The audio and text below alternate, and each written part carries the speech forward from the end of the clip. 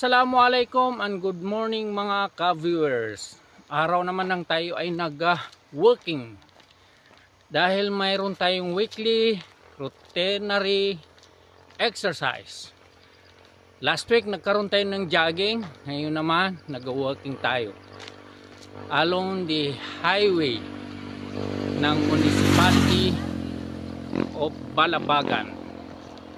Alhamdulillah, nabibigyan pa tayo ng oras na tayo mag-exercise dahil alam po natin ang pagkakaroon ng exercise ay gumamit ang ating kalusugan.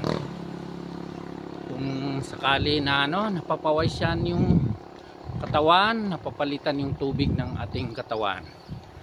So alhamdulillah, kasi nabibigyan pa tayo ng oras na mag-exercise mga ka-viewers. So ito na, every week kasi naka-schedule, mayroon tayong simple exercise.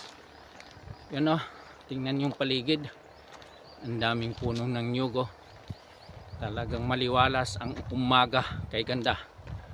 Happy Balabagan. Ayan yan, talagang maganda ang kapaligiran dito, maraming puno ng nyug at sana tuloy-tuloy ng ating pag-exercise. Mga ka-viewers, hanggang dito na lang. Abangan nyo ang ating susunod na video. Please like and share for more videos.